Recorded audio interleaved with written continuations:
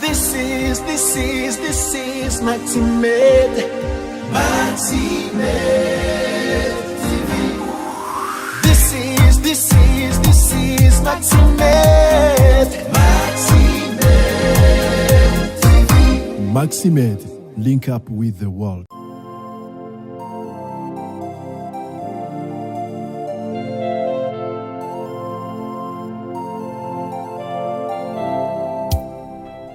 Shuti bakunzi ba Maximed TV, twizere ko muguwe neza cyane aho muri hirya no hino ku isi. Ubushize twari mu gice cya mbere cy'ikiganiro twagiranye na Pastor Arsene yatangiye kuba pastor afite imyaka 18. Turaganira nawe agenda tuganiriza inzira yo gukizwa, atubwira uburyo abakristo mu by'ukuri bakagombye kwitwara bigendeye ku ijambo ry'Imana. Tuguhaye ikaze muri iki gice cya kabiri cy'ikiganiro.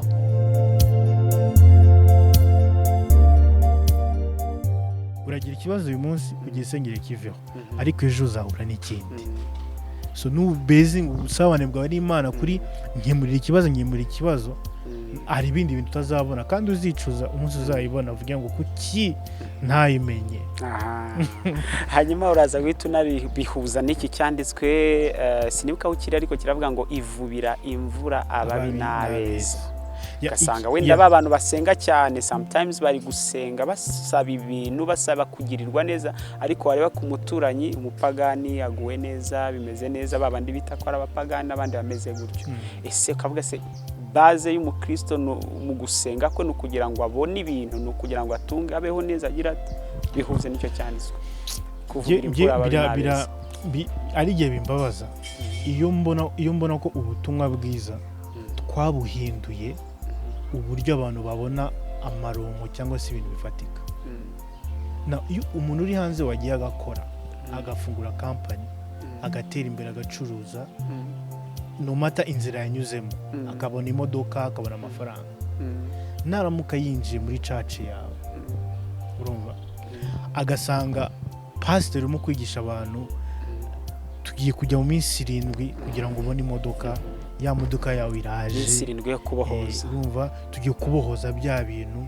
Haraho nigeze numva ngo abantu binje ngo barimo bacana imodoka mu buryo bw'umwuka, uretse ngo canye oye cyane yicanga ari gihe yanga kwaka gicane mu izina ryayo, gasanga n'umuntu bacana imodoka zabo ntako bafite ari mu buryo bw'umwuka gicane. Ubwo harimo n'abadafite perimi, gusa bazi Imana nibwo y'imodoka uretwara baracana imodoka na perimi. Urumva so nkibaza umuntu aramutse yinjiye yarakoze, yaramenye principe zo gukora, akamenya inzira, agakora business, akiga, agashiramo imbaraga atanasenze, aramutse yinjiyeho ngenda ashaka kwibaza niki uri mubwire kimwemeze ko Yesu wawe ashobora byose. Niki uri buvuge kiri ubutume nawe yicara muri iryo teraniro yumve ko mu byo yarabuze hari mu Imana. Kuko ibyo mwewe muri gushaka mu minsi 40 we yabonye inzira yo kujya gukora bijyaho.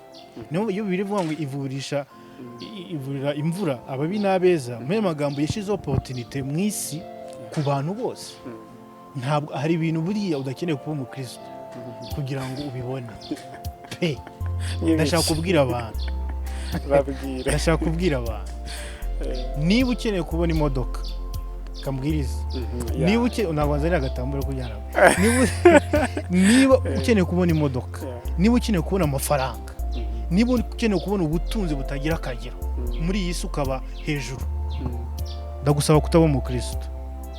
Ntuze mu rusengero rwose, ntujye kuri Yesu, aho uri uzabibona. Kora, ugende wige, ushore, wumve amabwiriza igihugu kitubwira ndetse n'izindi principe abantu banditse, nubikora uza. Hari ibintu mubwira udakeneye kuba umukristo ngo bigereho. Actually n'ubu umukristo ushobora no kudindira kubigeraho, kuko nibigusaba gusenga iminsi 40 wakagombye kujya gukora training. Hari ibintu ushobora gutinda kugeraho kuko wagiye mu bukristo. Shaka kubabwira yuko ntabwo ubukristo ari inzira yo kubona amaronko, none ubukristo sinzira wenda yo kubona imbuto nziza, imyitwarire, kuba umwana mwiza no kugenda neza, ukaba umuturanyi mwiza, ukaba umuntu mwiza muri rusange. kiri mu byo ubukristo bukora, ariko ntabwo si yo ntego yo kuba umukristo.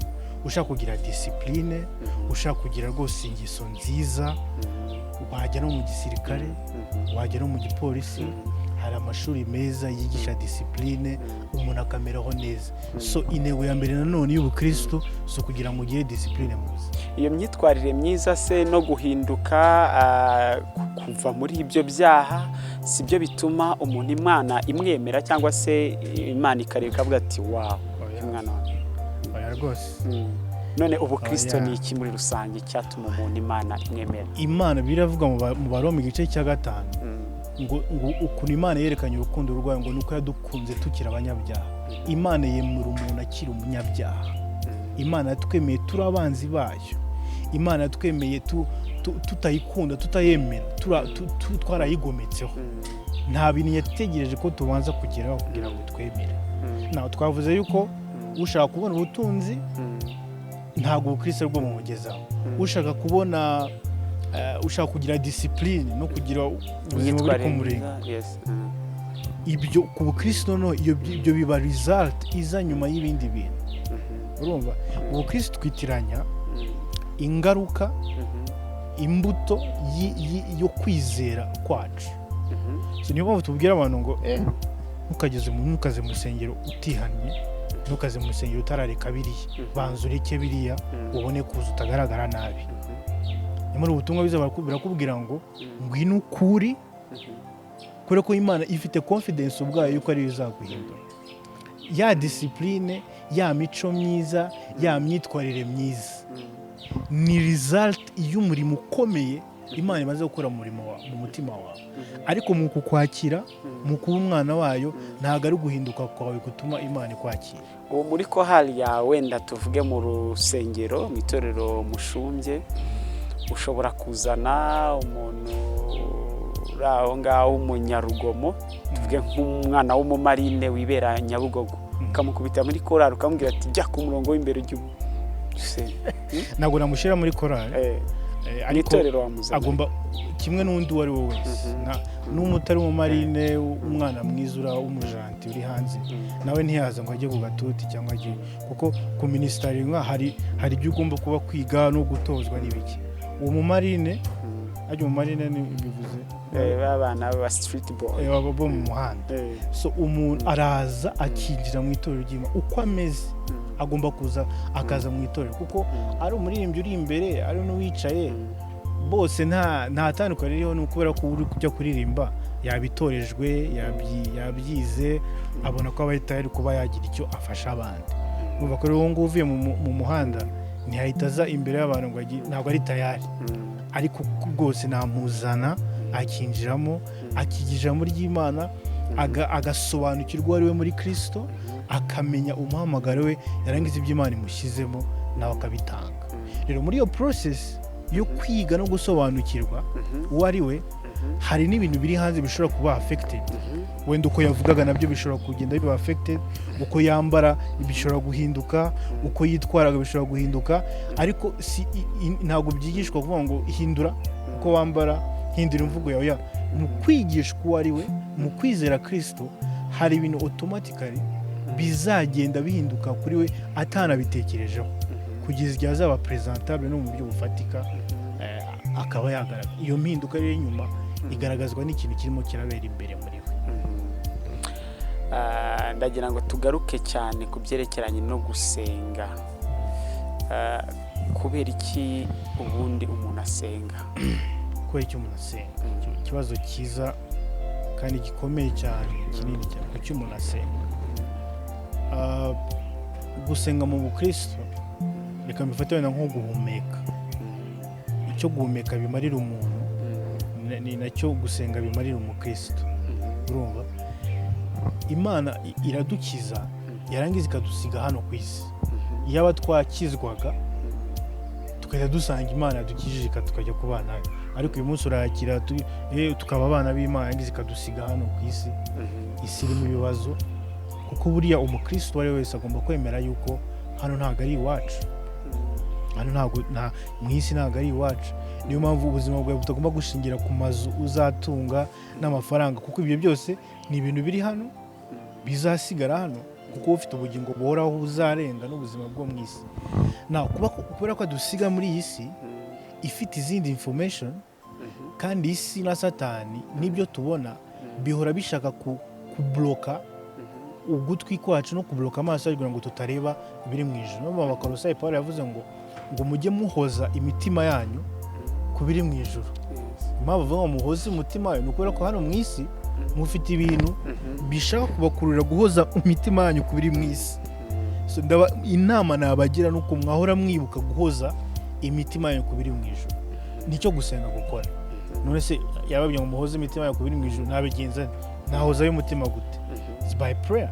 Iyo nsenga mba ndimo kwibutsa umutima wanjye who I belong to.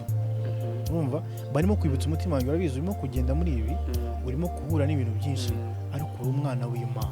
Niba uri umwana w'Imana wamuvugishije, iyo mana yawe ari communication mufitanye, ese ibyo uri kunyuramo imbaraga ziza gufasha kubigendamo uzazikura he?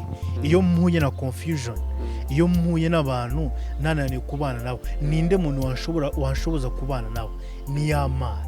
Ninde ari abantu iyo bagize ikibazo umubaza ngo ninde wa mbere ugira ikibazo, arakubwira umuntu, akubwira uncle, akubwira umugabo, akubwira nde. Ariko ni gake twumva ko ushobora kubyuka nkavugisha Imana nkayibwira. So gusenga k'umukristo nasobanura ariko ni umuyoboro Imana yadushyiriyeho kugira ngo izatuyobore nka GPS, kugira ngo tuzabe muri iyi si imitima yacu ntitwarwe n'ibyo tubona n'ibindi, ahubwo imitima yacu ihore kuri yo kugeza igihe tuzayibona tudafite ibindi bintu bituzitira. Buriya mu ijuru nta muntu uzajya kwifungirana mu cyumba ngo agiye gusenga, cyangwa umuzapfukamana ngo ajye gusenga. Ujya kubikorera iki? Imana muri kumwe murajyana. Mu ijuru bizaba bimeze bite? Mu ijuru nyine naho uzajya gusenga iminsi 40 yikize. Urumva impamvu ujya gusenga, buri impamvu dufatiye iminsi ukiriza ukagira impamvu tubikora. Ni ukubera ko twirwana tuvuga ibintu bimaze kuba byinshi. Imbere yanjye hari filime, hari abantu, hari akazi, hari biriya. Nirwana ngo nongere wa muyoboro, nongere ni connecting. Umutima wanjye ushobora gutwara, ibitekerezo byanjye bishobora gutwara, agakiza ntikagenda cyangwa iki Imana ngo inte, ariko ushobora gucika intege kubera ko Imana ntarimo kwiroketing. So gusenga Imana ni uguhoza ibitekerezo byanjye ku Mana yanjye yandemye kugira ngo nkomeze nshoboze kuba muri iyi si. Yes, murakoze. Turacyari kumwe rero na Pastor Arsene Manzi, niwe turi kumwe nawe ahangari maragenda, turimo turagenda tuganira ku ijambo ry'Imana mu buryo butandukanye, ariko tugenda turebera hamwe mu buzima busanzwe bwa gikristo, uburyo abantu bafata ibintu n'uburyo n'ikijambo ry'Imana ribivugaho muri rusange. Pastor, kugira ngo nzajye mu ijuru biransaba iki? Uzajye mu ijuru ufite itike? Ndashaka gukatisha itike. Ushaka umwagenti aho wagukatisha? Umwagenti namukura he ungeza mu ijuru? Icyambere mu ijuru si ahantu turimo turajya. Mu ijuru ntabwo ari ahantu turimo turajya, ni terme dukunda gukoresha, ariko iyo turebye Bibiliya niyo usomye mu byahishuwe urasanga ko nta munsi tuzajya mu ijuru. Kuko usomye Bibiliya avuga ngo igihe kizagera igihe tuzaba turi kumwe na Kristo, Yesu naza gutwara itorero. Bivuga ko mu Batesalonika itorero rizazamurwa bwa mbere, ariko ibyo ntabwo bivuga ko rizaba rigiye mu ijuru, kuko hano rizazamurwa rizamara imyaka 7. Urumva? Hanyuma hakabaho tribulation mu isi, nyuma y'imyaka 7 akarengane n'ibiki, abantu batizeye Imana bakanywa muri ibyo bintu. Hanyuma nyuma y'imyaka 7 itorero rikagarukana na Kristo. Urumva? Ryamara kugaruka Yesu akanesha isi n'ibindi byose, agafata Satani, Antikristo, abadayimoni byose akabashyira mu muriro, n'abatarakijijwe akabacira biteka bakibajya mu muriro. Birikavuga ngo yarangiza agahindura isi n'ijuru, akarema isi nshya n'ijuru rishya tukabaho.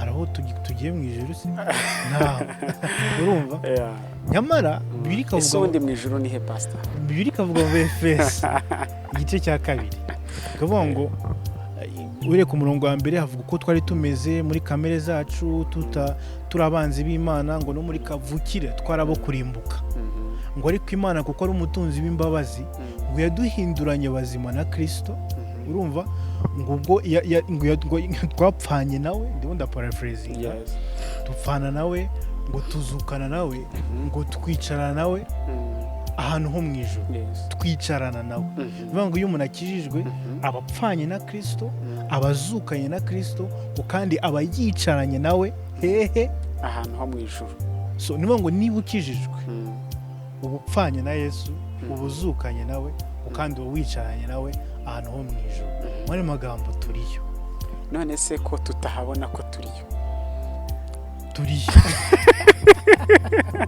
ikibazo kuhabona kuhabona niyo sasa ya mindset urumva n'icyo ubona igihe cyose ushaka kubona wowe urabona intebe y'umutuku wicaye ngo mind yacu iri ku bintu bifatika kandi turi none se gupfana na Yesu nanjye nakubaza twapfuye ryari siko ntabyibuka ngo twazuka ngo nabambanywe na Kristo ariko ndiho ibyo byose byakozwe mu buryo bw'umwuka kuko umuntu ni umwuka urumva umuntu hagari umubiri niyo mpamvu yambajije ngo ko ntibonayo urimo kureba mu buryo bw'umubiri nyamara nyuma y'imyaka mikeya cyane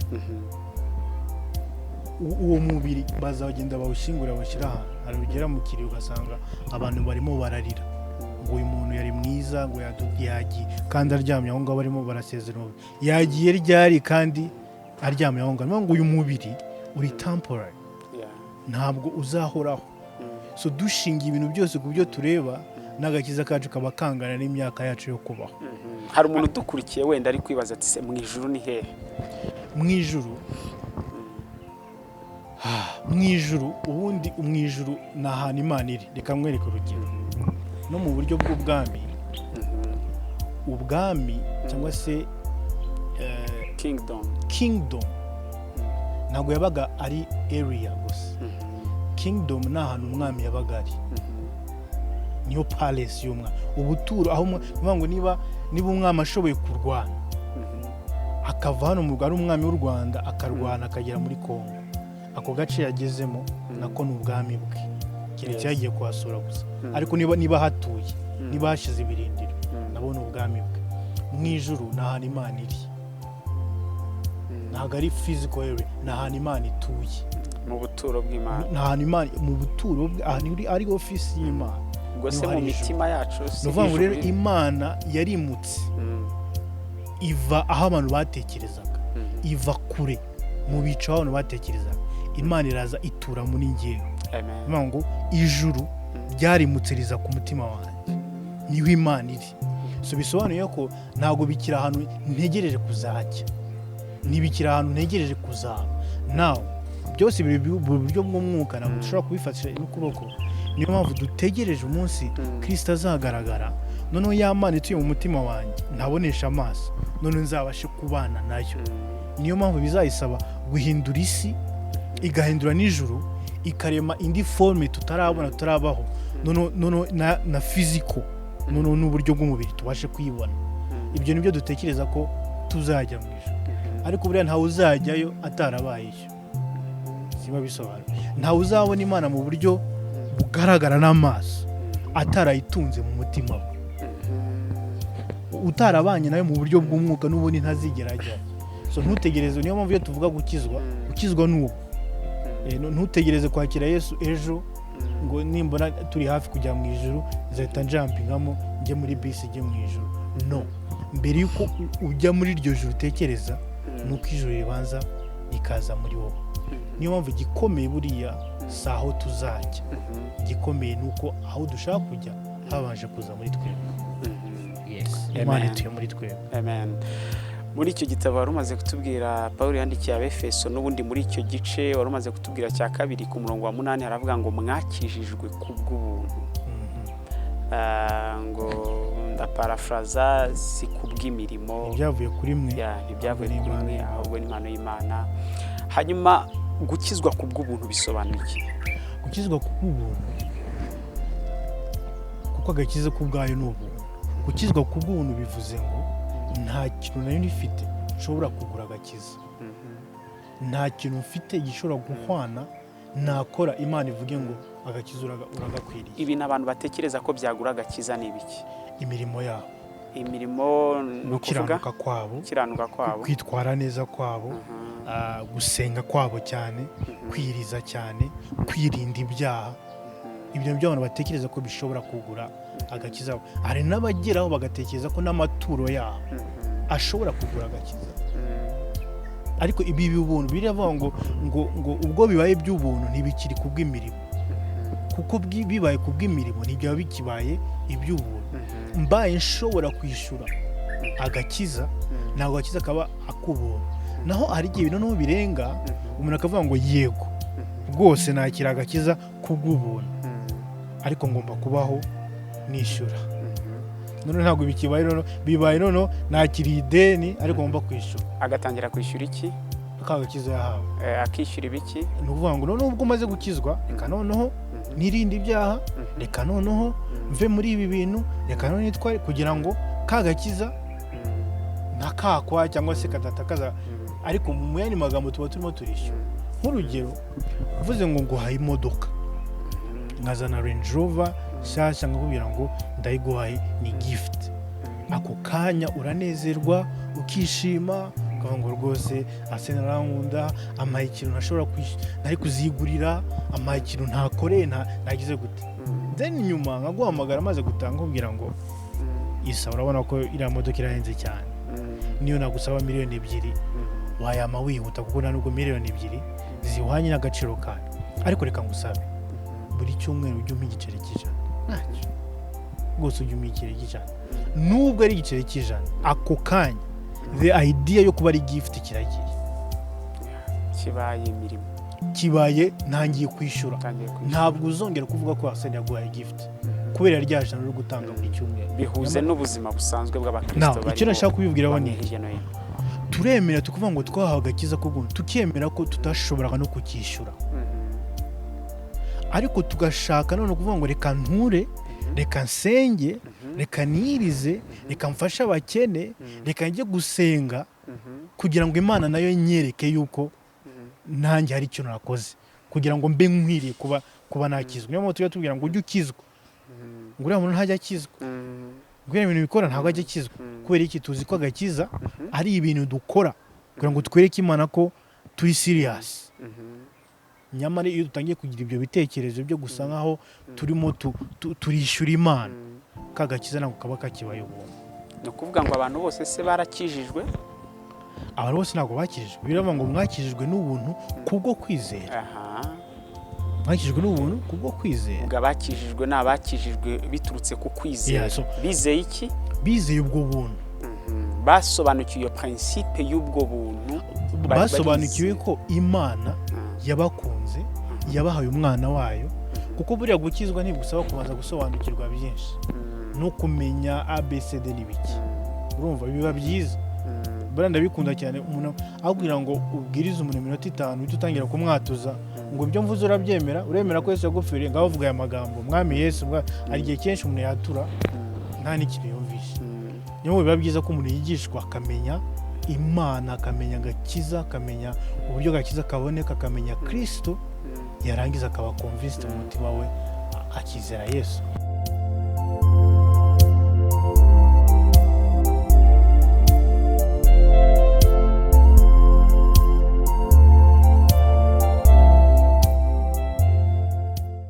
Reka mbashimire cyane mwese mwari mukurikiye iki gice cya kabiri cy'iki kiganiro twagiranaga na Pastor Arsene Manzi. Ubutaha tuzagaruka nanone twumva ibyo yakomeje kugenda adutangariza, tukwibutsa ko uyu ni umwe mu bapastori batoya bari mu gihugu cy'u Rwanda. Niba hari icyo ushaka kumubaza, igitekerezo cyangwa se inyunganizi ku ijambo ry'Imana, ushobora kwandikaho muri comment. Wakoze cyane. Kuri utarakora subscribe, wakora subscribe.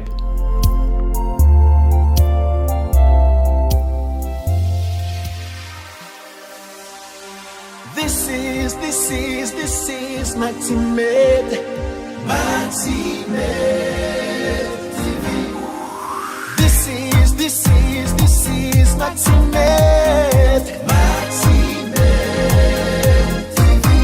Maximed, link up with the world.